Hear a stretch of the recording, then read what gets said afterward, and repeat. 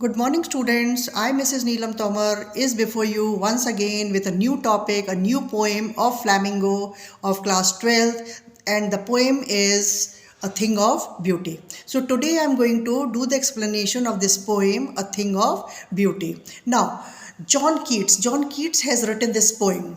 John Keats has been a nature poet. He was a nature lover. He was a British romantic poet. He admired nature a lot, and through the nature, he observed many things, and those things he has presented in his poem. So, here I am going to read out the poem, which is A Thing of Beauty. A thing of beauty is a joy forever. It means that beautiful things are a constant source of happiness. यानी कि they give us happiness to our mind as well as our soul. Its loveliness increases, it will never pass into nothingness. These beautiful things, as much as we see, as much as we look, we admire them, and their loveliness increases day by day. हम कहते हैं ना कि जो भी सुंदर चीज़ें होती हैं वो एक हमारे ऊपर छाप छोड़ जाती हैं, एक इम्पैक्ट छोड़ती हैं, हमको बार बार देखने का मन करता है, उनको निहारने का मन करता है. तो they are a constant source of happiness. उनसे हमें खुशी मिलती है देख करके, है ना. चाहे वो ह्यूमन ब्यूटी हो, चाहे वो ऑब्जेक्ट की ब्यूटी हो, चाहे मॉन्यूमेंट ब्यूटी हो, या कोई आपको बहुत सुंदर गाना लगता हो तो वो भी इज़ ब्यूटिफुल, है ना. और या फिर कोई कहानी है वो भी आपको ब्यूटिफुल नजर सकते. Nature which has been created by God, that is also beautiful. तो जहाँ से भी आपको खुशी मिलती है वो ऑल थिंग्स आर ब्यूटिफुल. अगर आपका दोस्त कोई बहुत अच्छा है, सुंदर है, उसके विचार बहुत सुंदर है, वो देखने में बहुत सुंदर है, तो that also inspires you. You admire your friend, तो that is also beautiful. So whatsoever gives you happiness, that is beautiful. तो यहाँ कह रहा है कि beautiful things are long lasting, everlasting. It will never pass into nothingness. यानी कि हम ये नहीं कह सकते कि beautiful things have got no value, they are not at all important for us. No, they play a very important part in our life.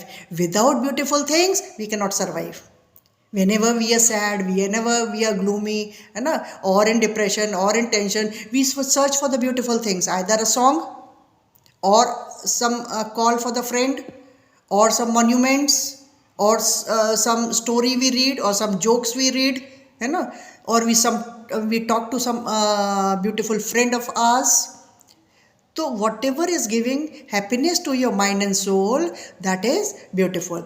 But will keep a bar quiet for us, and a sleep full of sweet dreams and health and quiet breathing. Now, when we are in contact with the beautiful things, when we watch the beautiful things, what happens? We are happy. We are all full of joy, है ना? And it is giving happiness to the mind as well as to the soul. And these things, when it happens in our daily routine, then what happens? They are just like a shade for us. They are just like a blessing for us. बाहर क्या होता है? Shade होता है. जैसे पेड़ों की छाँव होती है, वो हमें क्या देती है? ठंडक देती है. ठंडक देती है स्कॉचिंग हीट से. हम पेड़ों के नीचे आकर के जब खड़े होते हैं तो वो हमको ठंडक देते हैं, वो शेड हमको ठंडक देते हैं. तो यहाँ पर भी क्या है कि beautiful things in this monotonous life give us a soothing effect to a mind and a soul. And sleep full of sweet dreams. और फिर जब हम सोते हैं सुंदर चीज़ों की कल्पना करके, सुंदर चीज़ों को निहार करके, सुंदर चीज़ों से बातें करके, सुंदर चीज़ों मतलब सुंदर लोगों से बात करके, है ना, या फ्रेंड से अपने बात करके जो आपको खुशी दे रहा है, तो हमको क्या होगा? फिर हमें स्वीट ड्रीम्स होंगी, स्वीट ड्रीम्स होंगी. And when you are having a sound sleep, then what will happen? You will be healthy. You will be healthy. नहीं तो क्या होता है कि अगर हम टेंशन में होते हैं, फ्रस्ट्रेशन में होते हैं, नींद भी हमारी डिस्टर्ब होती है, तो उससे हमारी हेल्थ भी डिस्टर्ब होती है और हमारी ब्रीदिंग भी डिस्टर्ब होती है। यहाँ पे क्वाइट ब्रीदिंग है, quite breathing means normal breathing, हमारा बीपी जो है फ्लक्चुएट नहीं कर रहा है। लेकिन जब हम टेंशन में होते हैं, फ्रस्ट्रेशन में होते हैं, तो हमारी नींद डिस्टर्ब होती है, हमारी हेल्थ डिस्टर्ब होती है, and also our breathing is disturb. But when we are admiring beauty, or where we are in the contact of beautiful things, then our mind and heart gives us happiness, and we have a sound sleep, and we have a good health, and BP is also normal. Therefore, on every morrow we are wreathing a flowery band to bind us to the earth. Now, every morrow means tomorrow. When the day starts, day starts with the contact of flowers. हम क्या करते हैं, सुबह के time पे पूजा पाठ करते हैं, भगवान को प्रे करते हैं, भगवान को फूल ऑफ़र करते हैं, फ्लावर्स ऑफ़र करते हैं, चढ़ाते हैं उनको, है माला बना करके तो ये माला क्या है, फूल हैं। फूलों को जिनको कि हमने रीत किया है, यानी कि हमने गार्लेंड के रूप में बनाया है और उनको ऑफ़र किया है ना। सो मॉर्निंग में हम क्या करते हैं, we come in contact with the flowers, that is the nature. A flowery band to bind us to the earth, and these flowers, they connect us to nature, and nature is a gift of God. Spite of despondence of the inhuman dearth of noble natures of the gloomy days, of all the unhealthy and over-darkened ways made for our searching, yes, in spite of all, some shapes of beauty move away the pall from our dark spirit. Of noble natures. अब हमारे अंदर क्या है, आज का जो संसार है उसमें क्या है, there is lack of noble qualities, यानी कि लैक ऑफ ह्यूमन वैल्यूज़. अच्छे स्वभाव के लोग कम रह गए हैं. There are cruel people all around. Lack of good nature is there, and all over there is sadness. और ये जब लैक ऑफ नोबल क्वालिटीज़ होती हैं और हमारा दिन जो है ओवर डार्केंड होता है या अनहेल्दी होता है, हम तो फिर हम क्या करते हैं, we search out for some beautiful things. जब हम दुखी होते हैं तो क्या करते हैं, हम दुखी होते हैं तो हम सर्च आउट करते हैं कि हमको कहीं से कुछ अच्छा देखने को मिले, अच्छा सुनने को मिले, या हम किसी से बातचीत कर लें जिससे कि हमको खुशी मिले. So we search out for the good or beautiful whenever we are in sadness or despondence. Some shapes of beauty moves away the pall. Ab when we come in the contact of nature, then some beautiful things move away our sadness. Pall क्या है, sadness, या pall क्या कहते हैं कि the dark covering which is over our heart. हमारा दिल जो दुखी बैठा हुआ है, अंतरात्मा जो दुखी बैठी हुई है, उसकी सैडनेस को कैसे दूर करें, coming in contact with the beautiful objects from a dark spirit. So we can remove this covering only with coming in contact with the beautiful things. Now next paragraph I am going to read.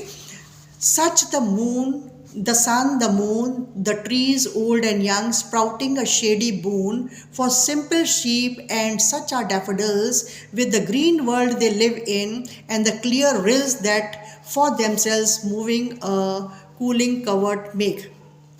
Now, in the nature, God has gifted us beautiful things such as the moon, the sun, trees, young and old, यानी कि छोटे छोटे पेड़ भी हैं, बड़े पेड़ भी हैं, पुराने पेड़ भी हैं. Sprouting a shady boon. Sprouting a shady boon means they are giving us a shade. These trees are giving us a shade. Not only shade, they give us fruit, they give us timber, they are also used for medicine. ठीक है. So these trees are like a boon. Boon means blessings. They are just like a blessing to us, which God has given us in the form of trees. For simple sheep, and such are the daffodils. And these simple sheeps, they sit under the shade of these trees from the scorching heat of the sun. And such are the daffodils which the green world they live in. और क्या है कि nature में we find the small tiny flowers, yellow flowers which are called daffodils. चारों तरफ खिले हुए हैं डैफोडिल्स, है ना. कहाँ पर है? Green world. Green world means the green forest way where they grow, they live in. And the clear rills. और हमें क्या देखने को मिलता है नेचर में? क्लियर रिल्स, साफ सुथरा पानी. Streams, water bodies are there that for themselves a cooling covert make against the hot season. Against means against the hot season. Whenever we are suffering from heat, we go near the water bodies. जब हम गर्मियों के मौसम में होते हैं तो उस टाइम पे हमको ठंडक चाहिए होती है, और ठंडक के लिए हम क्या करते हैं? पानी के पास में जाते हैं, है ना. क्योंकि पानी के पास में हमें क्या मिलता है? Cooling effect. Water gives us a cooling effect in the hot season. The mid forest brake rich with a sprinkling of fair musk rose bloom, and such too is the grandeur of the domes. अब mid forest में forest के बीचों बीच में हमें thick bushes मिलेंगे, और उन thick bushes के बीच में क्या उगा हुआ है? Musk roses. मस्क रोजेस की जो फ्रेग्रेंस होती है, when the breeze blow at that time, this fragrance spread all over the environment and make the passerbys happy or soothes their mind and heart. The fair musk rose bloom, and such too is the grandeur of the domes. Grandeur क्या होता है? Great, magnificent. So the poet over here is saying कि not only this, we also admire the great people who are no more in the world, and we admire them or remember them for their great deeds which they have done in their lifetime. अब जैसे हम कहते हैं महाराणा प्रताप हैं, शिवाजी हैं, तो उनके time पे we were not born, clear, but we have heard और read about them in the stories. हमने उनके बारे में पढ़ा हुआ है या सुना हुआ है कहानी के रूप में, है ना. और हम उनको एडमायर करते हैं, अप्रिशिएट करते हैं, उनको याद करते हैं डूम्सडे पे, है ना. और फिर उसके बाद में क्या है कि we try to become like that, like them. ठीक है, we want to develop the qualities of these great people in us. तो these people are a source of inspiration for we people. अब यहाँ पर जो है, यहाँ पे the poet is saying, and such too is the grandeur of the dooms we have imagined for the mighty dead all lovely tales that we have heard और read. कि these grandeur people, यानी the great magnificent people who are dead and are no more in the world, we remember them just because of their great deeds, great acts, great activities which they have done in the past, for which we remember them. Clear? All lovely tales, and we have heard or read them in the form of tales. या तो हमने उन्हें कहानियों में पढ़ा हुआ है या अपने दादा दादी नाना नानी से सुना हुआ है. Then only we have come to know about them. An endless fountain of immortal drink pouring onto us from the heavens bring. अब एक स्वर्ग तो ऊपर है, वो हमने देखा नहीं. भगवान ने एक स्वर्ग नीचे बनाया है पृथ्वी पर, और ये पृथ्वी जो है ना, it is full of nature, जिसमें कि पहाड़ हैं, नदियाँ हैं, झरने हैं, तालाब हैं, समुद्र है, फॉरेस्ट है, डेजर्ट्स हैं, एनिमल्स हैं, वाइल्ड एनिमल्स हैं, है ना. All type of creatures are there. So this earth is full of beautiful nature, which is poured from the heavens brink. Brink क्या होता है? किनारा. जैसे हमको कहते हैं कि गिलास है, गिलास में पानी पूरा ऊपर तक भरा हुआ है, ब्रिम तक भरा हुआ है, किनारे तक भरा हुआ है, और जब हम ज़्यादा भर देते हैं तो वो पोर होने लगता है, यानी कि नीचे लुढ़कने लगता है और टपकने लगता है. सो इज़ ओवर हियर कि that God is pouring us his blessings from the heaven in the form of nature to the humans, to the creatures of the world, so that we can also avail all these happiness in the form of beautiful objects, things. Clear? So the poet's intention is that we should preserve them. We should not harm all these things because these are all beautiful objects. जब हम कोई बीमार हो जाते हैं, बहुत ज़्यादा बीमार हो जाते हैं, तो डॉक्टर भी कह देता है ना, अरे थोड़े दिनों के लिए छुट्टी लेकर के अपने काम से ज़रा पहाड़ों पे चले जाओ. वाई पहाड़ों पे चले जाओ? Y?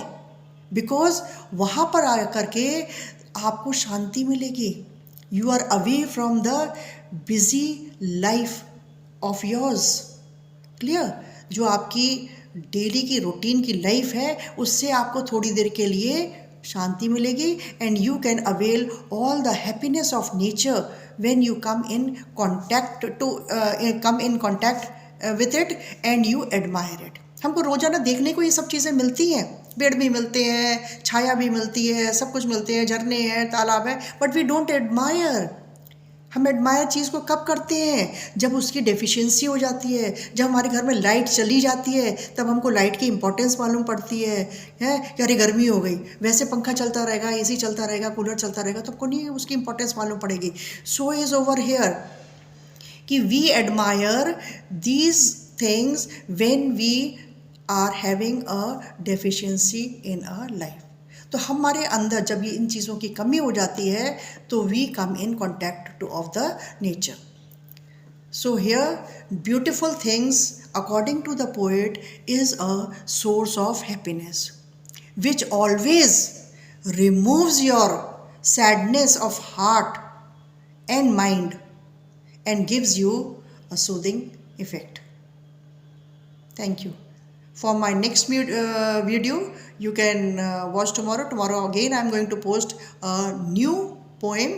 I am just going to summarize because it is the peak time, and in the peak time I cannot devote so much of time on this. Clear? So on the request of the children, I am just summarizing the poem. Clear? If any doubt, you can just comment and ask me.